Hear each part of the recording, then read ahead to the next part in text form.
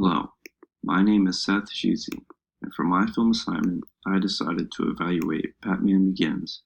Specifically, I'll be taking a look at Bruce Wayne's fear of bats, or chiroptophobia.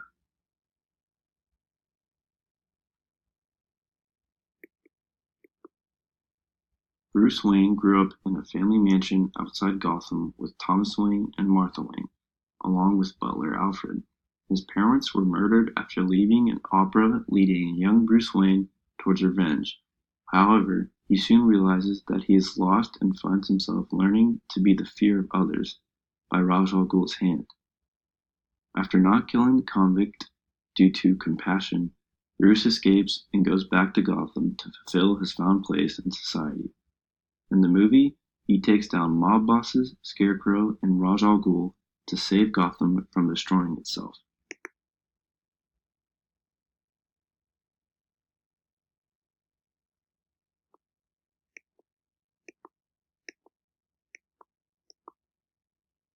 Ever since Bruce Wayne fell down the well at the family's mansion, he has had chiroptophobia, or a fear of bats.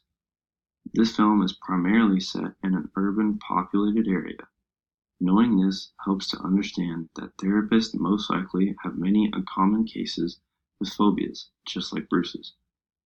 I think this would be beneficial because it would be easy to diagnose Bruce with chiroptophobia based off all the uncommon cases the therapist would receive. This disorder is certainly uncommon in some cultures, solely based off no humans ever coming into contact with bats. I believe in order to have this type of phobia, the person would need exposure to bats, and in some areas they simply cannot survive. The only stigma that could be considered is that many people would believe you have an irrational fear of bats.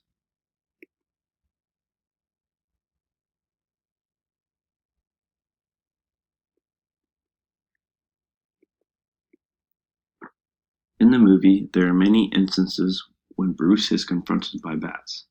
During these instances, his symptoms include having an intense gripping fear as well as panicking.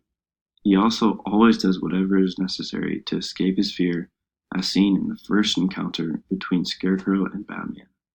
While Batman is looking for evidence of the drugs that have been shipped in by Falcone, he encounters Scarecrow who uses his weaponized hallucinogen that creates that person's biggest fear.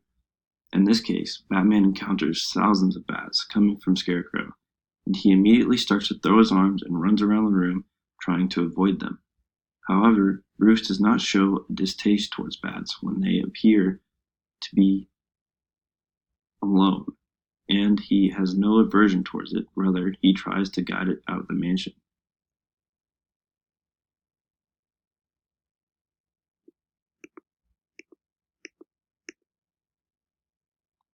For Bruce's disorder, I would propose a mix between counseling and graduated exposure therapy. I think these treatments would be best for Bruce because with counseling, the counselor would be able to express the many harmless benefits that bats have on our society. For example, they are critical pollinators and also help with the growth of bananas and mangoes.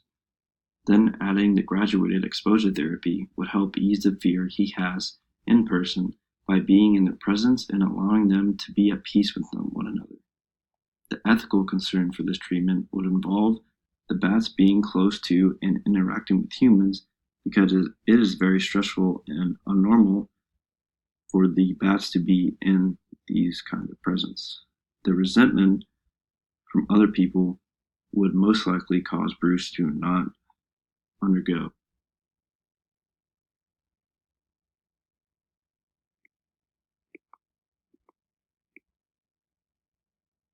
In the film, the portrayal at times can be over-dramatized, but in all, I believe the portrayal to be very accurate. The way Bruce panics, thrashes, and backs off are very accurate symptoms that all humans have with phobias. These films broaden our understanding of phobias because it shows the watcher that these phobias are created due to traumatic incidents that cause fear of the object or the animal. In Bruce's case, it was falling down the well and being swarmed by bats who were afraid of him for entering their habitat, and they attacked.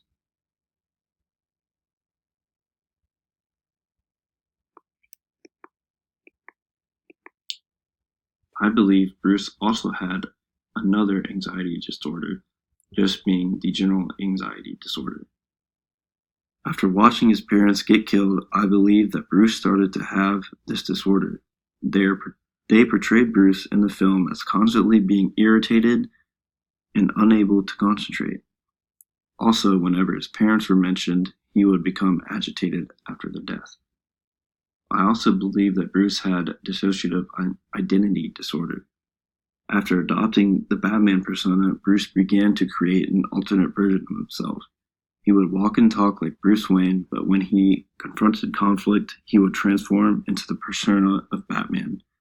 I believe this gave him confidence due to the symbol he means to Gotham and its people.